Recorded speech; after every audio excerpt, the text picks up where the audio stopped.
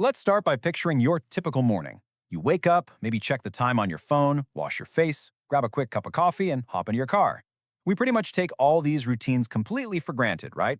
We often assume the modern conveniences we rely on trace straight back to the European Industrial Revolution or maybe modern Silicon Valley. But the truth is actually much older and honestly a whole lot more fascinating. Welcome to this explainer, where we're going to explore the hidden roots of the modern world. So think about it. Have you used a camera, drunk some coffee, or washed your hands today? If you answered yes to literally any of these, you have directly touched a part of history that connects right back to the Muslim world. Centuries before we had modern laboratories and massive factories, cities like Baghdad, Cordoba, and Damascus were these incredibly thriving centers of knowledge. The scholars there, they didn't just translate ancient texts. They rigorously tested them, they corrected them, and they built entirely new foundations for the modern world we live in today. Part 1. Healing and Vision. The Foundations of Medicine and Optics. Okay, I want you to imagine a 10th century operating room. Obviously, there are no digital monitors buzzing, yet the tools being developed in that specific era would completely revolutionize surgery. The mastermind behind this transformation was Al-Zahrawi. He was a 10th century surgeon from Al-Andalus, which is present-day Spain, and he's widely considered one of the true fathers of modern surgery. He actually authored this massive 30-volume medical encyclopedia called Al-Tasrif. You see, before Al-Zahrawi, surgery was often seen as kind of crude and really dangerous, but he completely changed that narrative, designing tools like scalpels, bone saws, and get this, even concealed knives to use on particularly nervous patients. And those designs? They are still remarkably mirrored in hospitals today. But perhaps his most profound breakthrough was the invention of catgut sutures. So Al-Zahrawi realized that surgical thread made from animal intestine would naturally dissolve inside the human body over time. This was huge. It meant that when a surgeon stitched internal tissue, they wouldn't have to reopen the wound just to remove the stitches later on.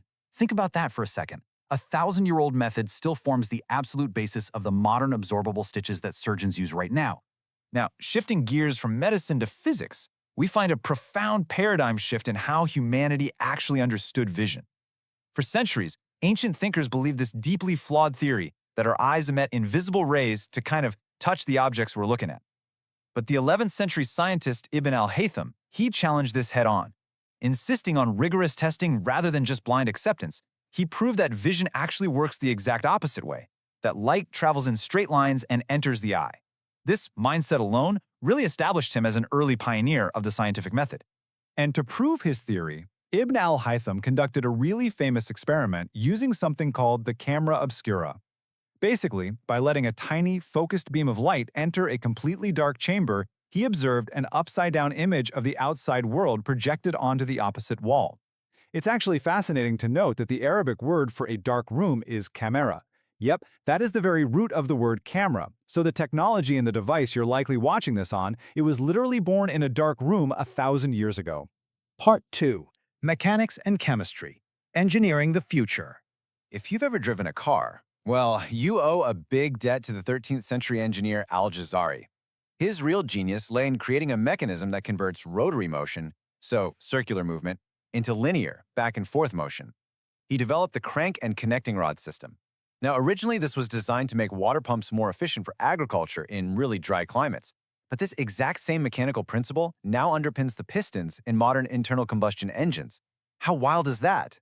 And the systematic precision wasn't just for machines. It was also applied to early chemistry. The 8th century chemist Jabir ibn Hayyan totally perfected the distillation process. He utilized a device called the alembic steel to apply heat, create vapor, and then separate liquids based on their different boiling points before collecting them again. This wasn't some sort of magic or alchemy, right? It was highly controlled, highly systematic scientific thinking.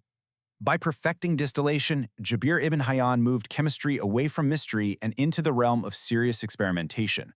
While it was initially used for things like essential oils, perfumes, and medicine, this exact process of heating and separating liquids is what eventually allowed humanity to refine crude oil. So the foundations of the modern petrochemical industry? Yeah, they were laid by early Muslim chemists who were rigorously testing ideas in their laboratories. Part 3. Energy and Imagination. Pushing Human Limits. Looking across the centuries, we see a civilization that wasn't just surviving, but intelligently adapting and pushing the absolute boundaries of what was considered possible at the time. From 7th century Persian windmills to 9th century attempts at human flight, all the way to 13th century automated robotics. It really is an unbroken chain of human imagination. For instance, long before windmills became this iconic symbol of the European countryside, 7th century Persian engineers were already utilizing them. In dry regions where water simply wasn't available to turn water wheels, they adapted. They figured out how to harness natural wind power to grind grain and pump water. This was an early, honestly brilliant solution for sustainable energy. It proves that true engineering always adapts to its geography. Then jumping to the year 852, in Córdoba, Spain, a polymath named Abbas ibn Firnas looked up at the sky and basically asked, "Why can't we fly?" He actually jumped from a great height using a custom-built flying machine made out of silk and eagle feathers.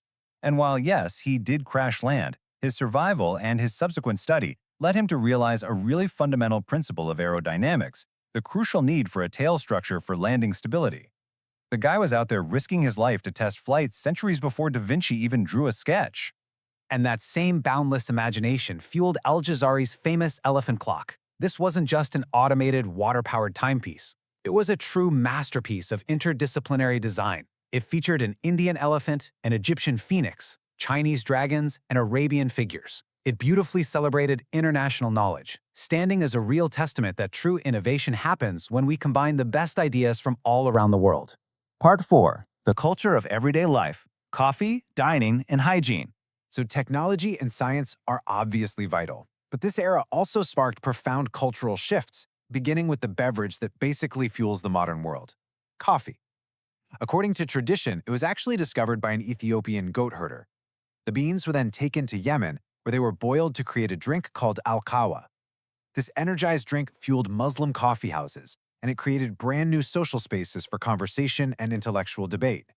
Eventually, it traveled to Europe, sparking the intellectual hubs that really shaped the modern era. Even the culture of dining changed. Think about it. If you go to a nice restaurant today, you fully expect a structured meal. We actually owe this to a cultural icon named Ziryab, who settled in medieval Spain. He's the one who introduced a very specific sequence to eating. First soup, then meat or fish, and finally fruits and nuts. He literally transformed eating from a basic human necessity into this refined culture of sophistication and order that we still follow right now. And of course, we absolutely must not forget public health. The Islamic world deeply valued cleanliness, which led to the perfection of hard soap. By boiling vegetable oils like olive oil with an alkaline substance known as alkali, they created a solid, really effective cleanser for use in public bathhouses or hammams. It just goes to show that sometimes the most historically significant inventions aren't complex, giant machines, but rather simple, everyday tools that protect human health. Part 5. Continuing the legacy. You know, learning about all these breakthroughs isn't just fun historical trivia. It reveals a much larger, more important truth about how human civilizations actually thrive. It's what we can call the Golden Age mindset. These incredible inventions, from the camera to the engine, from surgery to coffee, they weren't random accidents. Not at all. They were the direct result of a society that actively supported scholars, tested old theories, embraced diverse cultures, and heavily prioritized practical problem solving. There's a great saying: civilizations are not remembered only by what they consume, but by what they create. The absolute best way to honor this unbroken chain of human knowledge from the Islamic Golden Age is not just to be nostalgic about it, but to actually carry that mindset forward. That spirit of learning, of invention, and of problem solving. It is entirely up to us to continue. So, looking at the world around you today, what will we build next?